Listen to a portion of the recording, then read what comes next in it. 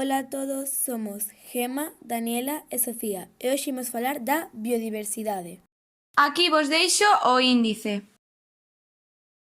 Un ecosistema é o conxunto de especies dunha área determinada que interactúan entre elas e co seu ambiente abiótico, mediante procesos como a depredación, o parasitismo, a competencia, a simbiose, e co seu ambiente ao desintegrarse, e volver a ser parte do ciclo da enerxía e dos nutrientes.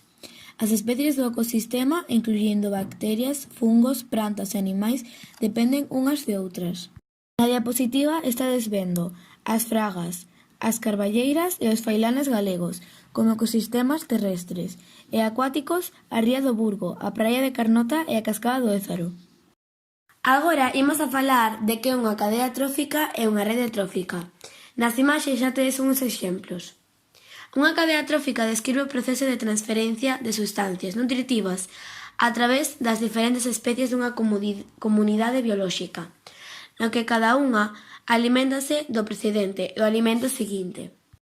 Unha rede trófica é a interconexión natural das cadeas alimenticias e xeralmente é unha representación gráfica de quen come a quen nunha comunidade ecolóxica. Outro termo para a rede alimenticia é sistema de consumidor-recurso. Agora imos a falar dunha cadea trófica e unha rede trófica acuática. Como ben sabedes o que é unha cadea trófica e unha rede trófica mencionada antes pola miña compañeira, aquí vos deixo unhas imaxes. Relacións intraespecíficas. A familia monogamia é un modelo de relacións afectivo/sexual baseado nun ideal de exclusividade sexual por un período de tempo indefinido entre dúas persoas unidas por un vínculo sancionado polo matrimonio, por lei. A familia poligamia é un tipo de matrimonio no que a persoa pode casarse con varias persoas ao mesmo tempo. A familia poliandria é unha condición menos extendida xeográficamente, análoga poligamia, na que na muller pode estar ao mesmo tempo en matrimonio con varios homes. A familia filial é un dereito legal que existe entre dúas persoas onde un é descendente do outro. Ben por un feito natural ou por un acto legal. Familia clan é un grupo de persoas unidas por lazos de parentesco e ascendencia, vinculados pola percepción. Gregaria é un animal que vive en comunidade. Ahora imos a falar das relacións interespecíficas. En concreto, a primeira, o parasitismo. Forma de vida do ser que vive ás pensas doutro ser e que se aproveita del. Da simbiose, asociación íntima de organismos de diferentes especies para beneficiarse mutuamente no seu desarrollo vital. Mutualismo, asociación de dous ou máis organismos de especies diferentes que supón un beneficio para ambos. Comensalismo, asociación biolóxica externa entre dous especies para beneficio alimenticio dunha delas ou de ambas, sin causarse prexuízo entre elas. A depredación é un tipo de interacción biolóxica na que un individuo dunha especie animal, o depredador, caza a outro individuo, a presa para subsistir. A explotación é unha relación interespecífica que ocorre pola interacción de varias especies nas que unhas resultan beneficiadas a costa de outras que son prexudicadas. Nesta diapositiva imos a falar dos recursos que proporciona a biodiversidade. A biodiversidade proporciona mantemento da produción dos ecosistemas. Sen a creación e mantemento da vida neles non se pode sustentar a cadena alimenticia da que nos beneficiamos, todas as especies do planeta. Protección dos recursos hídricos e do chan. Por exemplo, os bosques reteñen o chan evitando a desertificación e, por tanto, a pérdida do chan e das súas propiedades, cultivos, gandaría, produción de froitos. Regulación do clima. Eliminación de residuos e reciclado de nutrientes. Regulación dos equilibrios entre especies. Ocio e usos recreativos. Valor educativo e científico. Valores personales e éticos. A biodiversidade ou a diversidade biolóxica é, segundo a Convención Internacional sobre a Diversidade Biolóxica, o termo polo que se fai referencia á gran variedade de seres vivos na Terra e aos patróns naturais que o fan.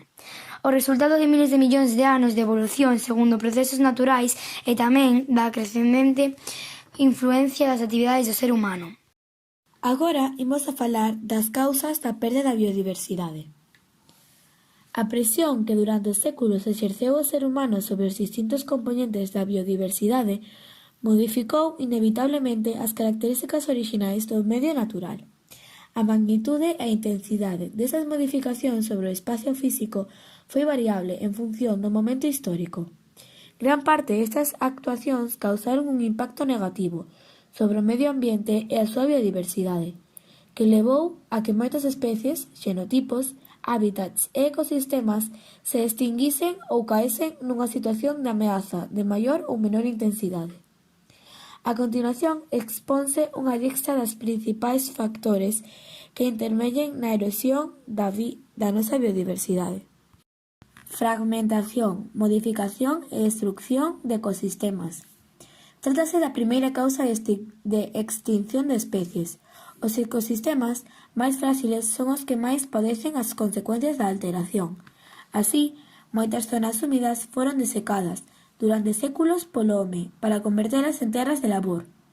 As marismas costeiras foron utilizadas para construir portos e cidades, e todo isto contribuiu a que a extensión destes ecosistemas disminuíse drásticamente no pasado.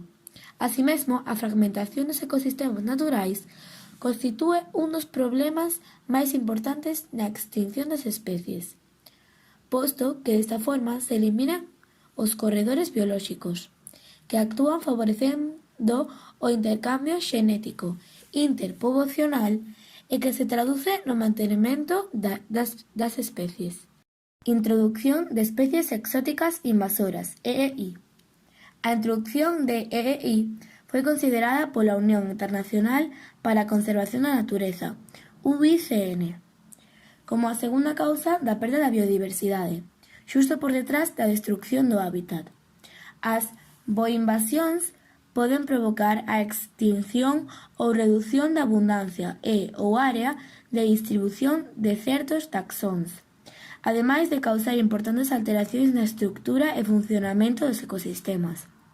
Este fenómeno é especialmente perigoso en ambientes altamente sensibles desde o punto de vista ecolóxico, como as illas, que adoitan ser lugares ricos en endemismos. Ademais, teñen repercusións negativas na economía e na sanidade vexetal, animal e humana. O cambio climático. O clima é un dos principais factores que regula a distribución de especies. Está previsto que nas próximas décadas o cambio climático se converta progresivamente na maior ameaza para a biodiversidade. Os primeiros efectos que se evidencian por esta problemática son cambios nas datas de floración e nos patróns migratorios, así como na distribución das especies. Prácticas agrícolas. Algunhas prácticas agrícolas modernas poden chegar a ser moi perigosas para o mantemento da diversidade biolóxica, como a intensificación dos monocultivos, que introducen unha uniformidade en contra da biodiversidade, ou o uso de pesticidas tóxicos para moitos organismos. Sobre a explotación e eliminación intencionada. A práctica de caza e pesca irracional sen atención á sostenibilidade do recurso, así como a persecución e eliminación intencionada de determinadas especies, como depredadores, mamíferos carnívoros, aves, rapaces, etc. Foron ata hai algún tempo unha importante causa de empobrecemento da biodiversidade. Ademais, o coleccionismo e a captura ou a recolección de especies polas súas propiedades constitúen actividades que poden ter un elevado impacto e que determina das especies sofren. E por último, a contaminación. Aínda que a contaminación local, en xeral, ten un impacto menor na extinción de especies, as formas de contaminación máis xerais poden ter efectos moi dañiños sobre a biodiversidade, en especial o enriquecemento en nutrientes das augas e dos solos, que favorecen a determinadas especies fronte a unha grande variedade adaptada a niveis limitados destes. Nesta diapositiva imos a falar de que é unha especie endémica. Unha especie endémica son seres vivos que inclúen tanto a flora como a fauna, cuxa distribución se restrinxe a unha determinada zona xeográfica, xa sexa unha provincia, rexión, país ou continente. As especies endémicas surxen debido á aparición de barreiras naturais que impiden que unha determinada se propague ao limitar o seu intercambio xenético a un territorio determinado. A diferencia é: unha especie considérase vulnerable, abreviada oficialmente como V, cando, logo de ser evaluada pola UICN, clasifícase nesta categoría da lista vermella, despois de determinar que ten unha alta probabilidade de converterse en especies ameazadas. Os animais en peligro de extinción son as consecuencias que deixan as actividades do home, con todos os seus actos, xa que estes son os que estiveron a pagar as consecuencias da destrucción do ecosistema, facendo que diversas especies morranse, e con isto a cadea alimentaria de todos os seres se deteriora da mesma forma. Agora imos a falar das especies en perigo de extinción de Galicia. Hai 42 plantas, 4 fentos, unha alga, 3 invertebrados e 14 vertebrados. O grupo de vertebrados con maior número de especies en perigo de extinción son as aves, xa que hai moita variedade en Galicia e hai moita extinción debido á súa caza. Agora imos a falar de 4 especies que teñen con plans de conservación e recuperación en Galicia. Na diapositiva vos deixo as imaxes dun paporroibo, dunha águia, dunha tartaruga e dun lobo. Especies invasoras en Galicia. Plantas: a robiña, a crocosmia, a uña de gato, a acacia negra e a mimosa. Os animais: bisón americano, mexillón cebra, cangrexo americano, avispa asiática e camarón japonés. A continuación imos a falar das especies invasoras, pero antes imos resolver unha superstición que moita xente ten. Moita xente pensa que unha especie exótica ou alóctona é igual que unha especie invasora, pois non. Unha especie exótica ou alóctona é aquel taxón que se atopa fora da súa área natural de distribución por causas humanas, ben de maneira intencionada ou accidental.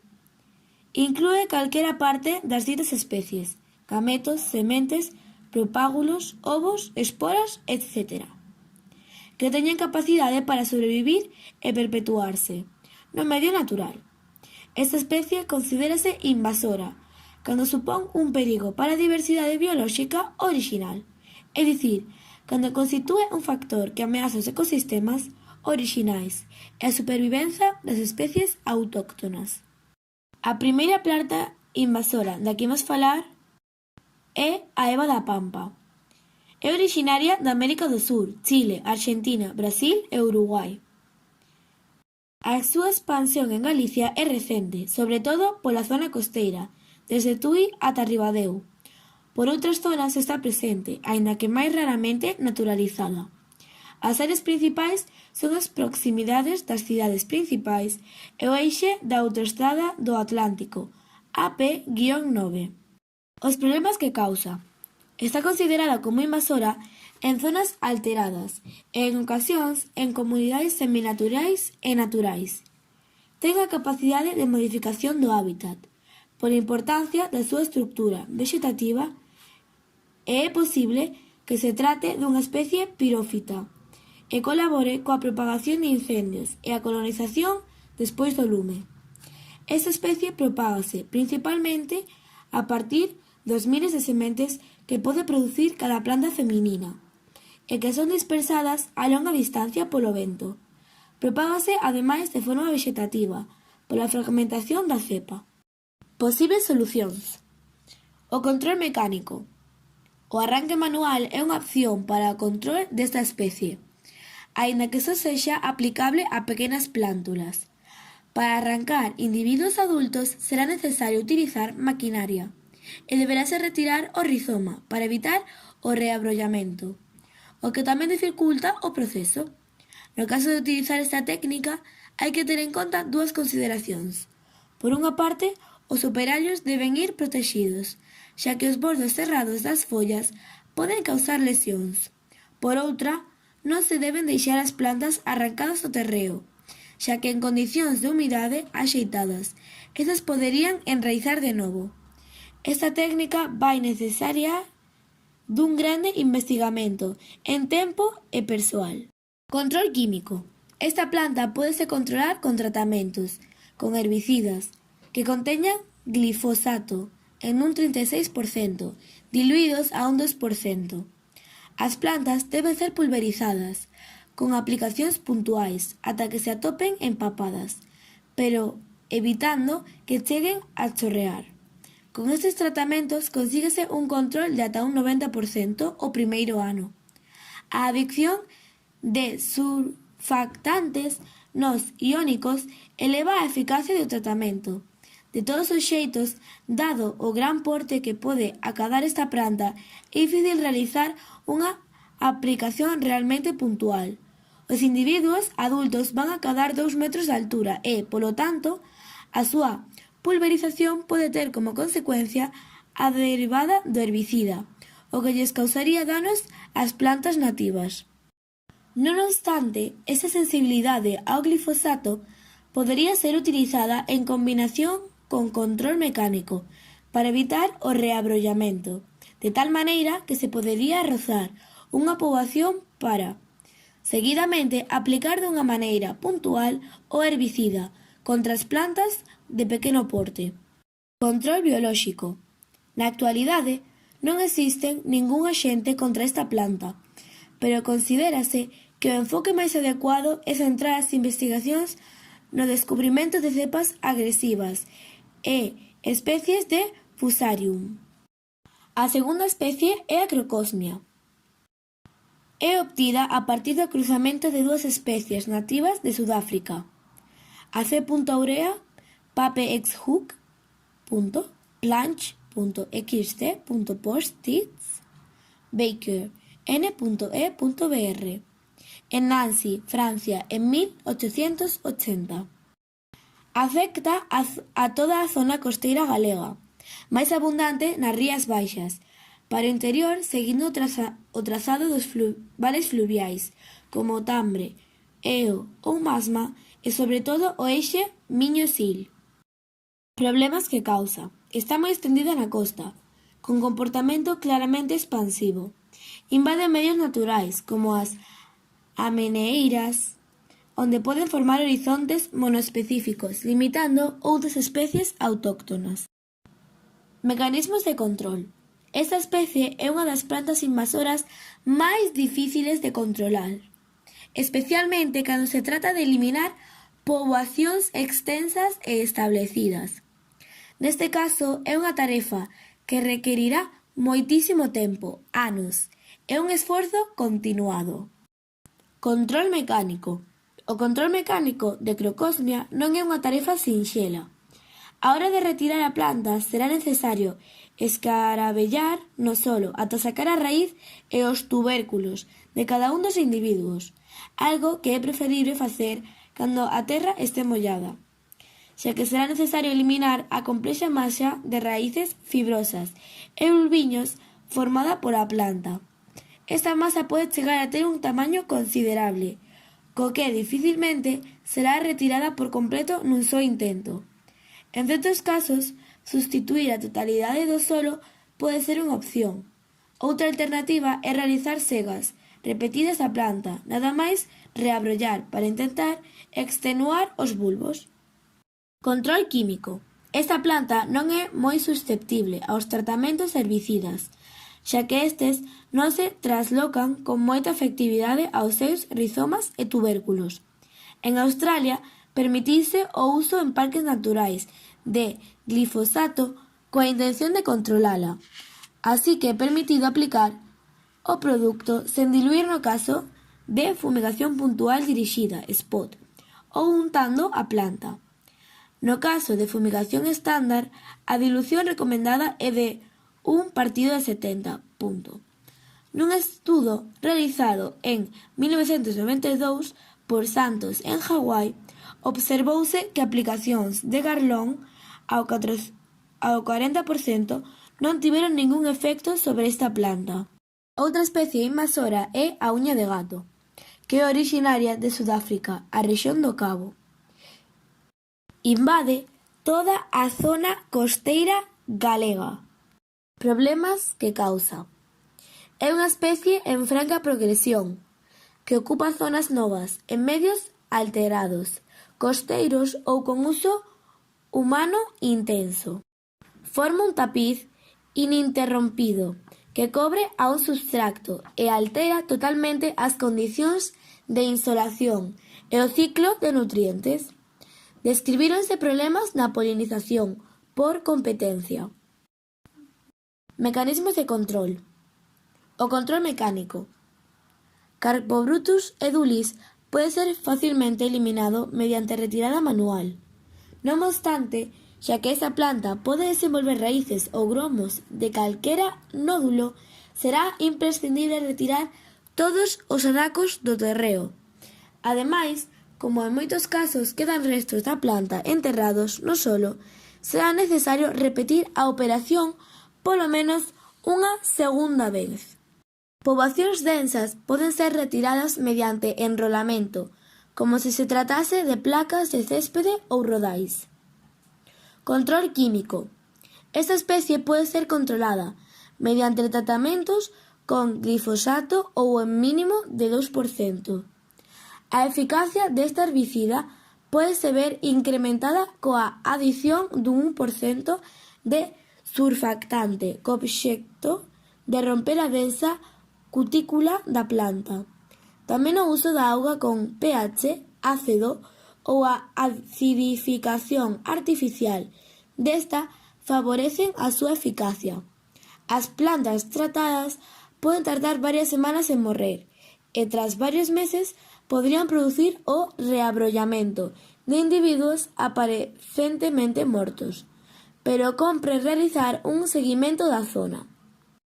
Na Albufeira de Valencia levouse a cabo un estudo sobre as consecuencias da aplicación de glifosato para o control de Carpobrutus. En terreos areosos, a unha dose de 2,5 kg glifosato HA. De acordo con ese estudo, aos 7 días comenzan a aparecer gromos amarelos nas plantas. Tras 10 días, a maior parte das plantas está afectada e despois de 15, só un 10% non presenta síntomas. Tras 4 semanas, comezan a aparecer gromos que morrerán unha semana máis tarde. Aos 3 meses do tratamento, considérase que a planta é totalmente inviable e comezan a aparecer gromos de flora autóctona que colonizan o espacio deixado por Carpobrutus. Non obstante, con conclusión, non se recomenda o uso do glifosato en áreas debido á súa persistencia e o efecto nocivo que ten sobre a flora autóctona. Obviamente, ao non ser un herbicida selectivo, o glifosato afectará a calquera planta con que entre en contacto, polo que é necesario realizar aplicacións puntuais dirixidas. O problema da persistencia pódese solucionar reducindo a dose aplicada. Por exemplo, se se utilizase un produto típico con glifosato, ao 10-12% a unha dose mínima para eses produtos de 6 litros HA recomendado polo fabricante. Iso suporía 0,6 kg de glifosato HA, case a cuarta parte do aplicado no tratamento na Albufeira. De feito, graves invasións desta planta foron erradicadas xa nos anos 80 das dunas do Parque Natural de Bodea Head, en California, utilizando control químico. Neste caso, e aínda que non se dan datos sobre a herbicida aplicada, nin da concentración usada, si se indica que as plantas tardaron moito tempo en morrer e que progresivamente foron sustituídas por sucesións natural, por plantas autóctonas, un proceso idéntico ao observado no estudo de Albufeira. Control biolóxico. Na actualidade, non existe ningún axente que se comercialice contra esta planta, pero observouse como algunhas especies de cochinillas algodonosas, Pulvinariella mesembrithemi e Pulvinaria delototoi, tiveron certo impacto nas poboacións de Carpobrutus. Imos a seguir falando da mimosa. É originaria do sueste de Australia e de Tasmania. Afecta xa a toda a xeografía galega, sobre todo nas zonas térmicas, costa de Pontevedra ou vales ourensás. É moi frecuente na Guarda, na contorna de Santiago de Compostela, en Padrón, etc. En Ourense, vese nas marxes do Sil, Limia e outros vales fluviais. Noutras zonas ten unha presenza máis puntual. Problemas que causa. É unha especie moi estendida, con gran capacidade de invasión, en diferentes lugares do mundo. Ocupa amplas zonas, creando un horizonte monoespecífico. Ten un alto potencial alelopático, que dificulta a xermolación de outras especies. Ademais, parece clara a súa vocación pirófita, xa que o incendio favorece a xerminación das sementes e o reabrollamento. Posibles solucións. O control mecánico. Non é unha alternativa moi eficaz para a erradicación desta especie. Para eliminar poboacións constituídas por individuos juvenís, tradicionalmente recoméndase actuacións con tractores, como a rozadura por cadeas ou arranque de individuos. Porén, o uso de maquinaria pesada provoca unha evidente perturbación no medio e o seu uso deberíase restringir a zonas xa alteradas. Por outra parte, recentes estudos levados a cabo en Portugal para avaliar estas técnicas indican que o seu éxito é moi relativo, pois ata nun 50% dos casos prodúcese o reabrollamento dos individuos, algo que, ademais, pode ocorrer transcorrido nun longo período de tempo.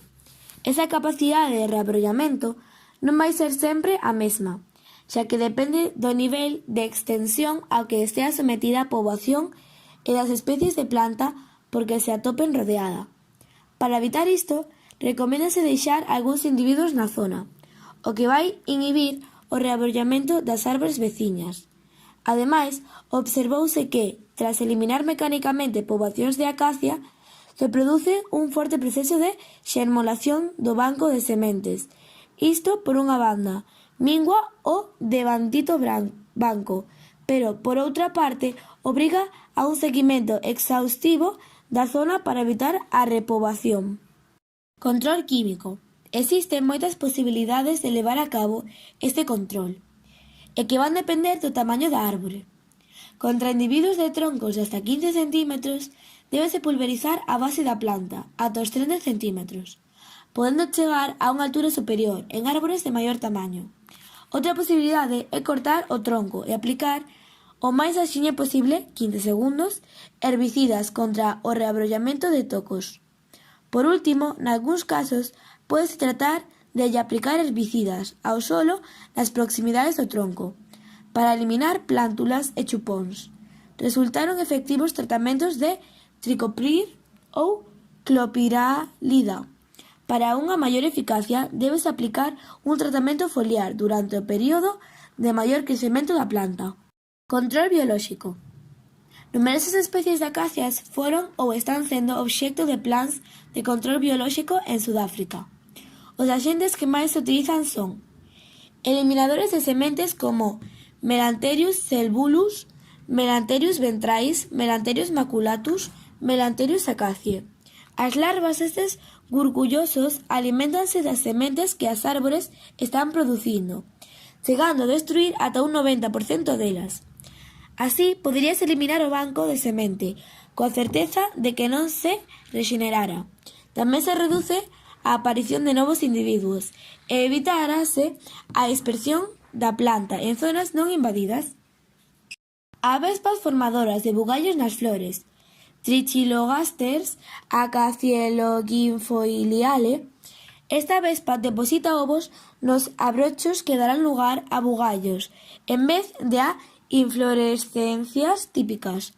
Os bugallos teñen unha forte demanda de nutrientes, polo que non só a rama con bugallos se ve privada de recursos enerxéticos, senón que toda a planta vai sufrir unha carencia de elementos básicos. Como consecuencia, o número de sementes producidas nas ramas tamén vai descender, véndose reducida ata un 90%. Froito de carencia de nutrientes e dependendo do nivel de infección, ata é posible que se produzca outros efectos como a caída das follas ou a morte dos apéndices de crecemento. Fungos formados de bugallos, Urom cladium temperianum. Este fungo produce bugallos tanto nas flores como nas follas ou abrochos, que finalmente secan. Cando a infección se fai máis severa, a planta termina por morrer. A utilización desta xente contra a acacia saligna tivo como resultado unha reducción dun 95% da densidade desta árbore en 15 anos. Imos continuar falando da tartaruga de Florida. É originaria da rexión que comprende o suroeste dos Estados Unidos e o noroeste de México. En Galicia, ligada a medios naturais, coñécese desde comezos da década dos 90, observándose en diversos tipos de medios acuáticos, charcas, ríos, encoros. Actualmente distribúense amplamente por toda Galicia. En algunhas localidades, Pontevedra, confirmouse tamén a súa cría. Problemas que causa. Debido ao seu potencial colonizador e a súa constitución, é unha amenaza grave para as especies autóctonas, os hábitats e os ecosistemas. Posibles solucións. A nivel legal, se ha optado por impedir a comercialización desta tartaruga exótica americana.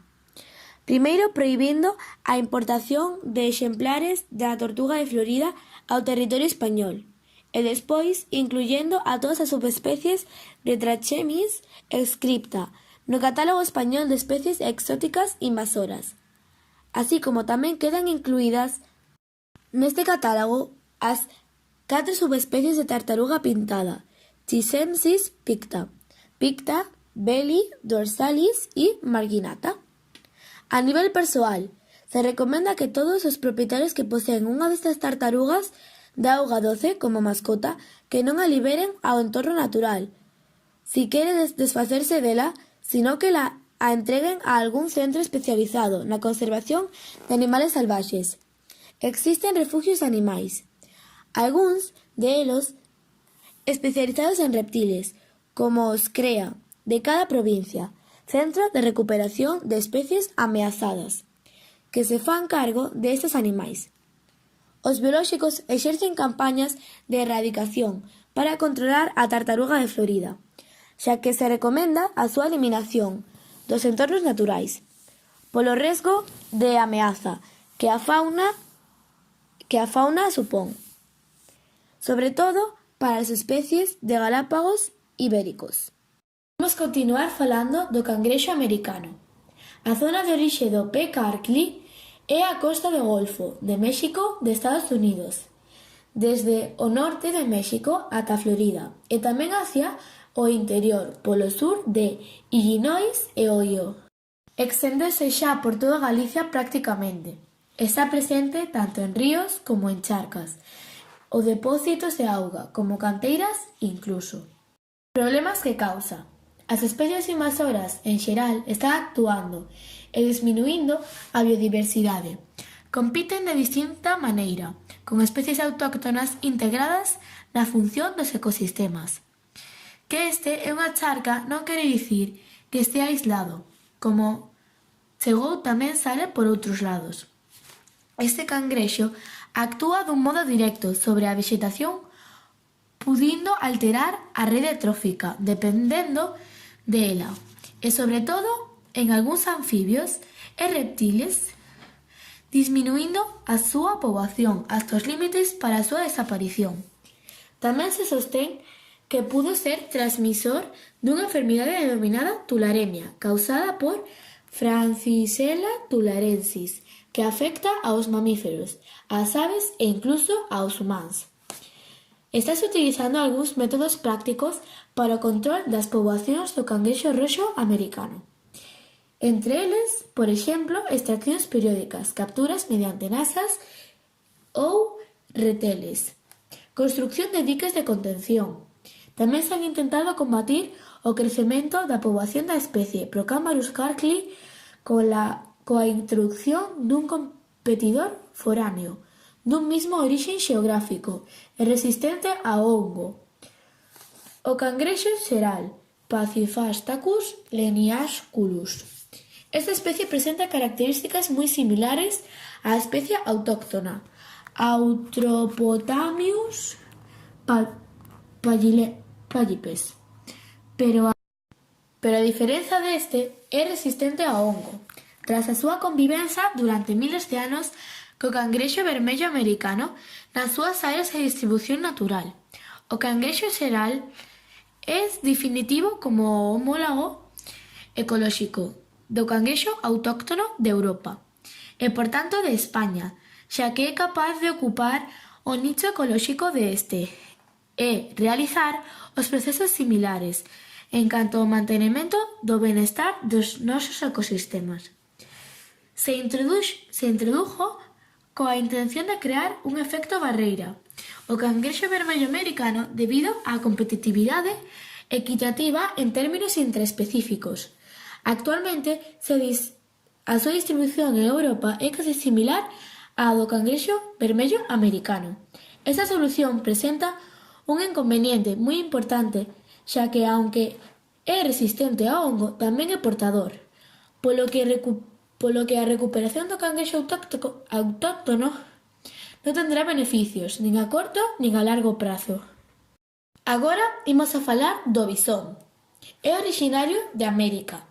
A área de distribución natural do bisón ocupa a maior parte dos Estados Unidos e de Canadá. A existencia da especie en Galicia data xa dos anos 60, aínda que non foi ata o 1986 cando se realiza o primeiro estudo detallado sobre a distribución do bisón no noso territorio. A poboación silvestre de bisón americano en Galicia ocupa preferentemente ecosistemas acuáticos e atópase, así mesmo, dividida en dúas subpoboacións, unha no sueste de Pontevedra e outra na cunca do río Mero, a Coruña. Esta última cunca orixínase precisa o ano 1984, a causa dos efectos do ciclón Hortensia. A área de distribución desta especie en Galicia aumentou considerablemente nos últimos anos, xa que aquí atopa un hábitat idóneo para establecerse. Existencia dunha ampla rede fluvial, orlada con ripisilvas máis ou menos ben conservadas, e elevada diversidade e abundancia de recursos tróficos potenciais, peixes, anfibios, mamíferos. As granxas peleteiras onde se criaban estes mustéridos foron os responsables da súa introducción e a súa expansión na nosa xeografía. Problemas que causa. Debido ao seu potencial colonizador e constituir unha ameaza grave para as especies autóctonas, os hábitats e os ecosistemas, actúa como depredador, afectando as poboacións de crustáceos e peces do río, desestabilizando o ecosistema do río. Posibles solucións. A creación do Centro de Alerta e Control das Especies Exóticas Invasoras, que, coordinado polo Ministerio do Medio Ambiente, centralice todas as informacións e actualizacións das diferentes administracións para detectar e controlar as especies exóticas invasoras. Centros deste tipo xa se han creado en outros países. Prohibir o comercio e a tenencia destas especies exóticas invasoras para a súa tenencia como se de mascotas se tratase. Debido ás fugas e ao abandono destes animais, se han producido introducións de múltiples especies exóticas invasoras, como o galápago de Florida. Que non se conceda ningún tipo de permisos para a realización de introducións, reintroducións ou repoblacións con especies exóticas, actualmente con fins cinegenéticos e piscícolas. Se siguen permitindo estas introducións como no caso do arruí ou bóvido procedente do norte de África.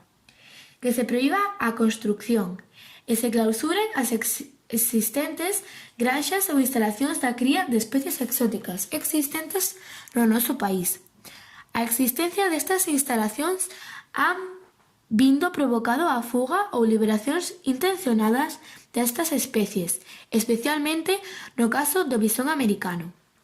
Estricto control da entrada do noso país de todas as mercancías susceptibles de introducir especies exóticas invasoras, incrementando a vixilancia de ditas mercancías e formando axentes implacados na vixilancia e o control deste tipo de comercio. Por exemplo, a importación masiva de palmeiras, sin controis fitosanitarios, provocou a introdución do picudo roxo das palmeiras. Regulación e o control do transporte de augas de lastre, máis de 100.000 toneladas de auga de lastre, transportada anualmente polos barcos de todo o mundo. En ela encóntrase especies que se esparcen noutros hábitats, provocando, por exemplo, a introducción do mexillón cebra.